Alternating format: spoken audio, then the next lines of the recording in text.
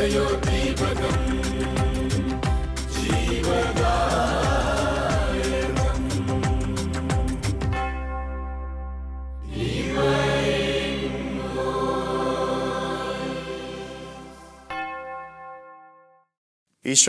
ഏറ്റവും പ്രിയപ്പെട്ടവരെ, ലോകമെമ്പാടുമുള്ള ഗുഡ്നസ് ടി വിയുടെ സ്നേഹമുള്ള പ്രേക്ഷകർക്ക് ഡിവൈൻ വോയ്സ് ശുശ്രൂഷയിലേക്ക് സ്നേഹപൂർവ്വം സ്വാഗതം.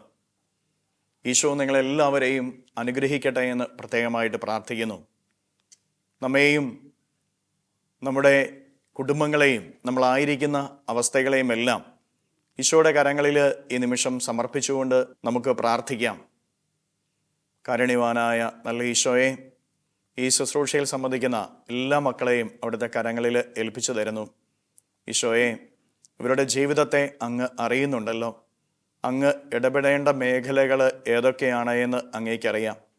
അങ്ങ് ഇവരിൽ ശക്തമായിട്ട് ഇടപെട്ട് ഇവരിൽ ഓരോരുത്തരിലും അവിടുത്തെ കൃപകളും അനുഗ്രഹങ്ങളും നിറയ്ക്കണമേ.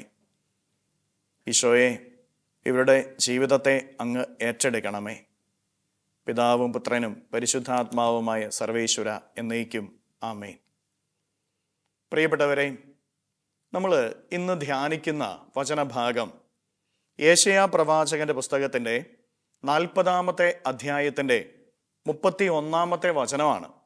ഈ വചനം നമ്മളൊക്കെ ഒത്തിരി പ്രാവശ്യം ധ്യാനിക്കുകയും കേൾക്കുകയും പ്രാർത്ഥിക്കുകയും ഒക്കെ ചെയ്യുന്ന ഒരു വചനമാണ്. വചനത്തിൽ നമ്മൾ ഇങ്ങനെ വായിക്കുകയാണ്: ദൈവത്തിൽ ആശ്രയിക്കുന്നവർ വീണ്ടും ശക്തി പ്രാപിക്കും. അവർ കഴുകന്മാരെ പോലെ ചിറകടിച്ചുയരും. അവർ ഓടിയാലും ക്ഷീണിക്കുകയില്ല, നടന്നാൽ തളരുകയുമില്ല. യെശയ്യാ പ്രവാചകന്റെ ഈ പുസ്തകത്തിൻ്റെ 40-ാമത്തെ അധ്യായം ആരംഭിക്കുന്നത് ജനത്തെ ആശ്വസിപ്പിച്ചുകൊണ്ടുള്ള ഒരു വചനം നൽകിക്കൊണ്ടാണ്. 1-ാമത്തെ വചനത്തിൽ നമ്മൾ ഇങ്ങനെ വായിക്കുകയാണ്: നിങ്ങളുടെ ദൈവം അരുൾ ചെയ്യുന്നു, ആശ്വസിപ്പിക്കുവിൻ, എൻ്റെ ജനത്തെ സമാശ്വസിപ്പിക്കുവിൻ. തളർന്ന ജനതയ്ക്ക് ദൈവം നൽകുന്ന പുനരുജ്ജീവനത്തിൻ്റെ ഒരു സന്ദേശമാണ് ഈ ഒരു വചനം. പലവിധത്തിലുള്ള തിന്മകൾ പ്രവർത്തിച്ചും ജീവിതത്തിൻ്റെ യാത്രയിലുണ്ടാകുന്ന അസ്വസ്ഥതകളുടെയും നടുവിലൂടെയും തളർന്നു കിടന്ന ഒരു ജനമായിരുന്നു ഇസ്രായേൽ ജനം. തങ്ങൾക്കിനി രക്ഷയുണ്ടോ എന്നുള്ള ചിന്ത പോലും അവരുടെ ഉള്ളിലുണ്ടായിരുന്നു. ഇങ്ങനെയിരുന്ന ഒരു ജനതയ്ക്ക് ദൈവം നൽകുന്ന ആശ്വാസത്തിൻ്റെ വചനമാണ് ഈ ഒരു വചനം. ഈ അധ്യായത്തിൻ്റെ 27-ാമത്തെ തിരുവചനത്തിൽ നമ്മളിങ്ങനെ കാണുന്നുണ്ട്. ജനം പരാതി പറയുകയാണ് ദൈവത്തിന് മുമ്പിൽ. ദൈവം ഞങ്ങളെ മറന്നോ? ഇങ്ങനെ ദൈവം മറന്നു എന്ന് വിചാരിച്ചുകൊണ്ട് സങ്കടപ്പെട്ടിരുന്ന ഒരു ജനത്തോട് ദൈവമായ കർത്താവ് അരുൾ ചെയ്യുകയാണ്: നിങ്ങൾ ദൈവത്തിൽ ആശ്രയിക്കുവിൻ. നിങ്ങൾ വീണ്ടും ശക്തി പ്രാപിക്കും. കഴുകനെ പോലെ ചിറകടിച്ചുയരും. നിങ്ങൾ ഓടിയാലും ക്ഷീണിക്കുകയില്ല, നടന്നാൽ തളരുകയുമില്ല. ദൈവം മറന്നു എന്ന് വിചാരിക്കുന്ന ജനതയ്ക്ക് ദൈവം ഉത്തരം കൊടുക്കുകയാണ്: ഞാൻ നിങ്ങളെ മറന്നിട്ടില്ല എന്ന്. ഈ വചനം നമ്മൾ ധ്യാനിക്കുമ്പോൾ ദൈവം ആദ്യം ആ ജനതയുടെ ക്ഷീണം, തളർച്ച അറിയുകയാണ്. പ്രിയപ്പെട്ടവരെ, ഈ വചനഭാഗങ്ങൾ നമ്മൾ ധ്യാനിക്കുമ്പോൾ ദൈവം എവിടെയും പറയുന്നില്ല നിങ്ങൾ ക്ഷീണിക്കുകയില്ല, തളരുകയില്ല എന്ന്. ദൈവം പറയുന്നത് നിങ്ങൾ ക്ഷീണിക്കും, നിങ്ങൾ തളരും, നിങ്ങളുടെ ജീവിതത്തിൽ വേദനകളും ദുഃഖങ്ങളും ഉണ്ടാകും. ഈ തളർച്ചയെ പോലും എനിക്ക് ഉയർച്ചയാക്കി മാറ്റാനായിട്ട് സാധിക്കും എന്നാണ് ഈശോനാഥൻ പറയുന്നത്. നമ്മൾ കാണുന്നുണ്ട് രാജാക്കന്മാരുടെ പുസ്തകത്തിൽ 18-ാമത്തെ അധ്യായവും 19-ാമത്തെ അധ്യായവും ധ്യാനിക്കുമ്പോൾ നമ്മൾ കാണുന്ന കാര്യം ഇതാണ്: കാർമൽ മലയിൽ അഗ്നി ഇറക്കിയ ഏലിയ പ്രവാചകൻ ജസബൽ തന്നെ വധിക്കാനായിട്ട് തനിക്കെതിരെ ഗൂഢാലോചന നടത്തുന്നു എന്നറിയുമ്പോൾ ഓടിപ്പോവുകയാണ്, അവൻ തളരുകയാണ്. അഗ്നി ഇറക്കിയവൻ പോലും തളർന്നു പോകുന്നു. പ്രിയപ്പെട്ടവരെ, ദൈവം ആരോടും നിങ്ങൾ തളരില്ല എന്ന് പറയുന്നില്ല. പക്ഷേ നിങ്ങളുടെ തളർച്ചയെ മാറ്റും എന്ന് ദൈവം അരുളി ചെയ്യുന്നുണ്ട്. നമ്മൾ ഓരോരുത്തരും തിരിച്ചറിയണം, നമ്മുടെ ഓരോരുത്തരുടെയും ജീവിതത്തിൻ്റെ തളർച്ചയെ, നമ്മുടെ ഓരോരുത്തരുടെയും ജീവിതത്തിൽ ഉണ്ടാകുന്ന ക്ഷീണങ്ങളെ ദൈവം അറിയുന്നുണ്ട്, ദൈവം കാണുന്നുണ്ട്. ഈ ശുശ്രൂഷയിൽ സംബന്ധിക്കുന്ന നിങ്ങളുടെ ഓരോരുത്തരുടെയും ജീവിതത്തിൽ നിങ്ങൾ ഈ വചനം സൂക്ഷിക്കണം. എൻ്റെ ജീവിതത്തിൽ തളർച്ചയുണ്ടാകും, എൻ്റെ ജീവിതത്തിൽ പരാജയങ്ങളുണ്ടാകും, എൻ്റെ ജീവിതത്തിൽ ഇടർച്ചകൾ ഉണ്ടാകും. പക്ഷേ ഈ തളർച്ചകളിൽ നിന്നും, ഈ പരാജയങ്ങളിൽ നിന്നും, ഈ ഇല്ലായ്മകളിൽ നിന്നും നിന്റെ ജീവിതത്തെ ഉയർത്താനായിട്ട് ദൈവത്തിന് സാധിക്കും. നീ തളർന്നാലും നിന്നെ ഞാൻ കൈവിടുകയില്ല എന്ന് ദൈവം നിന്നോട് പറയുന്നു. ജീവിതത്തിൽ പലവിധത്തിലുള്ള തളർച്ചകൾ നമ്മളൊക്കെ ഏറ്റുവാങ്ങുന്നുണ്ട്.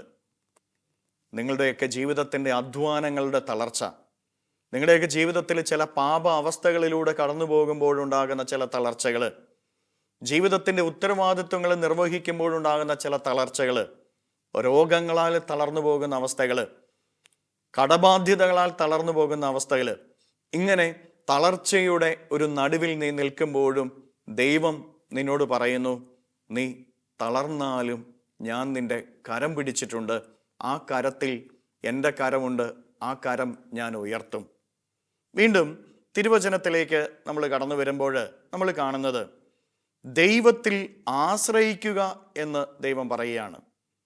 ഈ തളർച്ചയിൽ നിന്ന് ദൈവം നമ്മുടെ കരം പിടിച്ചുയർത്തണമെങ്കിൽ ദൈവത്തിൽ ആശ്രയിക്കാനായിട്ട് നമുക്ക് സാധിക്കണം.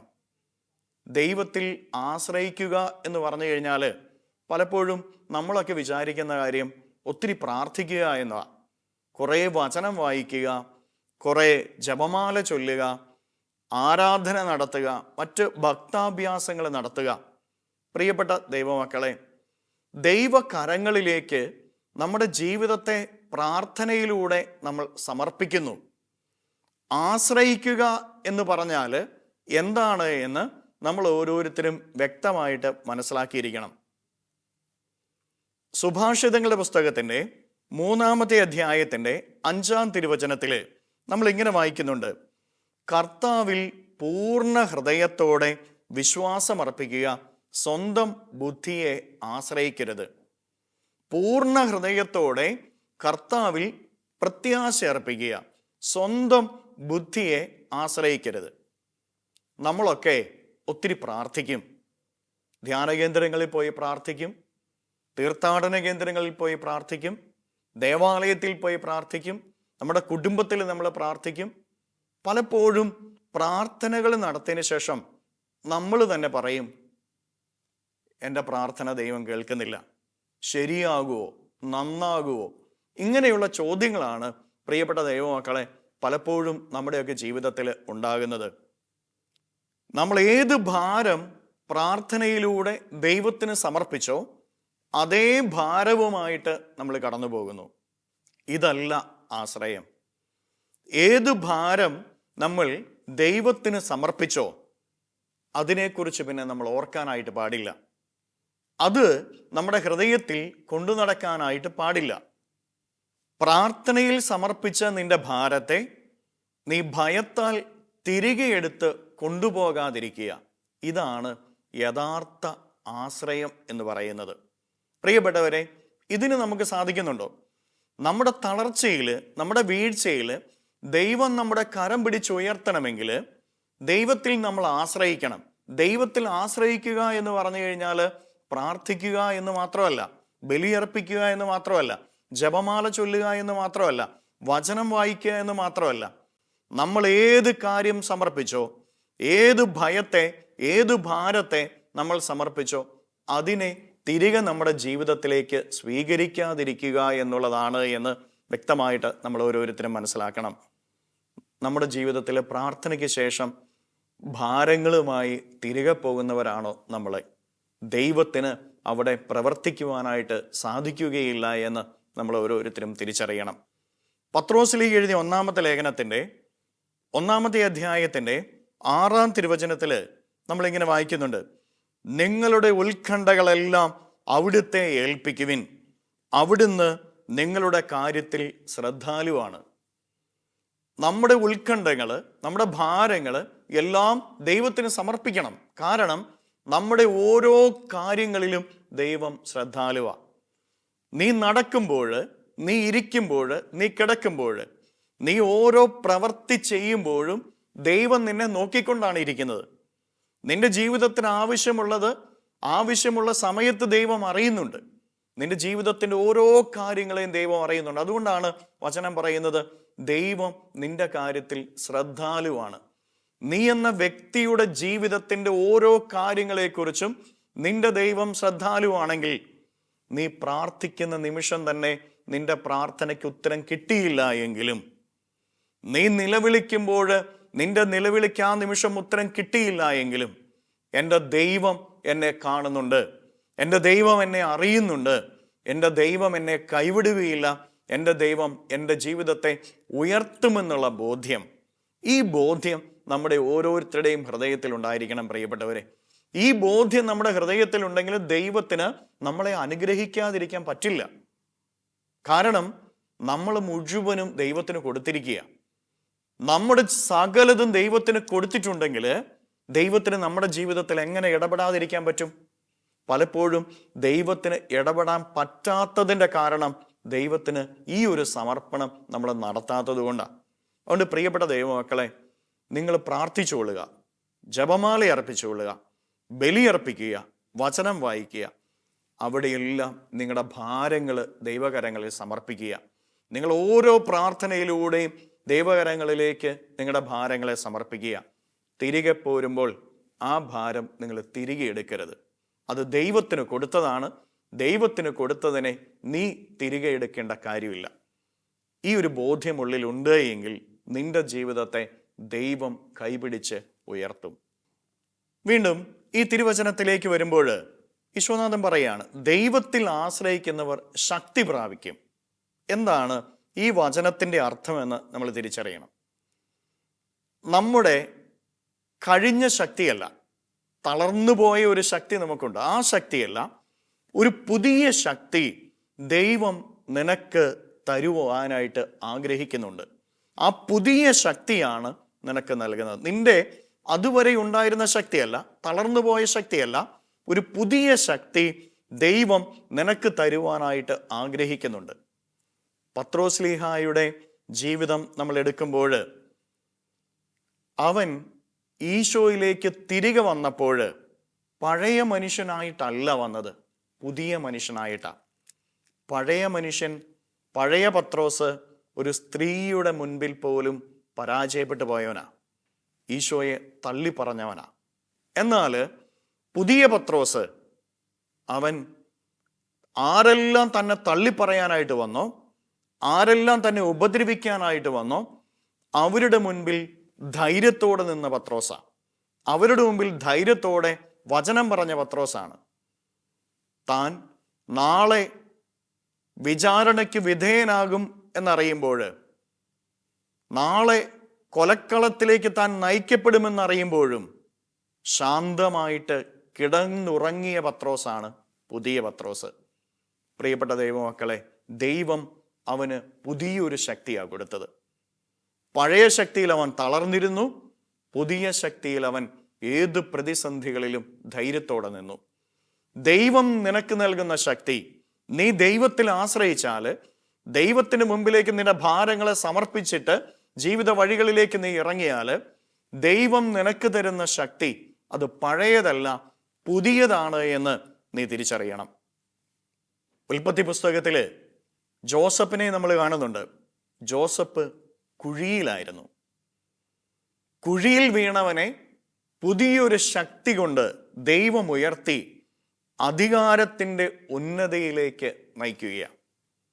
അതുവരെ സഹോദരന്മാരാൽ പീഡിപ്പിക്കപ്പെട്ട് അടിമയായിട്ട് വിൽക്കപ്പെട്ട ജോസഫ്, അവനെ പുതിയ ശക്തി ദൈവം കൊടുത്തപ്പോൾ ദൈവം അവനെ ഉയർത്തിയത് അധികാരത്തിൻ്റെ ഉന്നതിയിലേക്കാണ്. നിന്റെ പഴയ ശക്തിയെ ദൈവം മാറ്റും, തളർന്നുപോയ ശക്തിയെ ദൈവം മാറ്റും. ഒരു പുതിയ ശക്തി ദൈവം നിനക്ക് തരുമെന്നുള്ള ബോധ്യം നിന്റെ ഹൃദയത്തിൽ ഉണ്ടായിരിക്കണം. ദൈവത്തിന് മുമ്പിലേക്ക് നിന്നെ പൂർണ്ണമായിട്ട് സമർപ്പിച്ചിട്ടാണ് നീ ജീവിക്കുന്നത് എങ്കിൽ ദൈവം നിനക്ക് തരുന്ന ശക്തി അത് പുതിയതാ. തളർന്നു പോകുന്ന ശക്തിയല്ല, ഇടറിപ്പോകുന്ന ശക്തിയല്ല, വീഴ്ച വരുന്ന ശക്തിയല്ല. ധൈര്യത്തോടെ നിൽക്കാനുള്ള ഒരു ശക്തി ദൈവം നിനക്ക് തരും. ഏലിയ മരുഭൂമിയിൽ മരിക്കുവാനായിട്ട് ആഗ്രഹിക്കുന്നവനാ. പക്ഷേ ദൈവത്തിൻ്റെ ശക്തി അവനിൽ നിറഞ്ഞപ്പോൾ അവൻ അവിടെ നിന്നും ഓടുകയാണ്. പ്രിയപ്പെട്ടവരെ, മോശ ചെങ്കടൽ മുറിച്ചത് സ്വന്തം ശക്തി കൊണ്ടല്ല, ദൈവത്തിൻ്റെ ശക്തി അവനിലേക്ക് ഒഴുകി. ഇതുപോലെ ദൈവം തൻ്റെ ശക്തിയെ നിന്നിലേക്ക് ഒഴുക്കും. നീ ദൈവത്തിൽ ആശ്രയിച്ചാൽ, ദൈവകരങ്ങളിലേക്ക് നിന്നെ പൂർണ്ണമായിട്ട് വിട്ടുകൊടുത്താൽ, എൻ്റെ ദൈവം എൻ്റെ കാര്യത്തിൽ ഇടപെടുമെന്നുള്ള ബോധ്യത്തിൽ നീ ജീവിച്ചാൽ, ദൈവം തൻ്റെ ശക്തിയെ നിന്നിലേക്ക് ഒഴുക്കുമെന്ന് നീ തിരിച്ചറിഞ്ഞുകൊള്ളുക. ആ ശക്തി നീ സ്വീകരിച്ചാൽ നിന്റെ ജീവിതത്തിൽ ഒരിക്കലും ഒരു തളർച്ചയുണ്ടാവുകയില്ല. നിന്റെ ജീവിതത്തിൽ ഒരിക്കലും ഒരു പരാജയം ഉണ്ടാവുകയില്ല. ദൈവം അവസാനിപ്പിക്കുന്നവനല്ല, പുതുക്കുന്നവനാണ് എന്ന് നീ തിരിച്ചറിയണം. ഈ ലോകത്തിൽ നീ ജീവിക്കുമ്പോൾ പലപ്പോഴും നീ തളർന്നു പോകും, ശക്തിയില്ലാതായിത്തീരും. നിനക്ക് ഒരുപക്ഷെ നിന്റെ കുടുംബത്തിൽ ചില പ്രശ്നങ്ങൾ ഉണ്ടാകുമ്പോൾ നിന്റെ ശക്തി അറ്റുപോകുന്ന അവസ്ഥകൾ ഉണ്ടാകാറില്ലേ? ജീവിതത്തിൽ പരാജയപ്പെടുമ്പോൾ, പരീക്ഷകളിൽ പരാജയപ്പെടുമ്പോൾ ശക്തി അറ്റുപോകുന്ന അവസ്ഥകൾ ഉണ്ടാകാറില്ലേ? ഈ ദിവസങ്ങളിലൊക്കെ SLC പരീക്ഷയ്ക്ക് പരാജയപ്പെട്ടു പോകുന്ന കുഞ്ഞുങ്ങൾ ആത്മഹത്യ ചെയ്യുന്നതിനെ കുറിച്ച് നമ്മൾ കാണുന്നില്ലേ? പ്രിയപ്പെട്ട ദൈവമക്കളെ, എന്തുമാത്രം പ്രശ്നങ്ങളിലൂടെയാണ് നമ്മൾ ഓരോരുത്തരും കടന്നു പോകുന്നത്. ഈ കഴിഞ്ഞ ദിവസം ഒരു കുഞ്ഞ്, 10 വയസ്സുള്ള ഒരു കുഞ്ഞ് മൊബൈൽ കിട്ടാത്തതിൻ്റെ പേരിൽ ആത്മഹത്യക്ക് ശ്രമിച്ചത് നമ്മൾ സോഷ്യൽ മീഡിയയിലൂടെ കണ്ടില്ലേ? ഈ കഴിഞ്ഞ ദിവസം ഒരപ്പനും അമ്മയും എൻ്റെ അടുത്ത് വന്നു. അവരുടെ കുഞ്ഞ് 5ാം ക്ലാസ്സിൽ പഠിക്കുന്നതാണ്. ആ കുഞ്ഞ് മൊബൈൽ കിട്ടാത്തത് കൊണ്ട് കെട്ടിത്തൂങ്ങി മരിച്ചു. ജീവിതത്തിൽ ശക്തി ചില നിമിഷങ്ങളിൽ ചോർന്നു പോകാറുണ്ട്. നമ്മുടെയൊക്കെ ജീവിതത്തിൽ ഈ അവസ്ഥ ഉണ്ടാകാറുണ്ട്.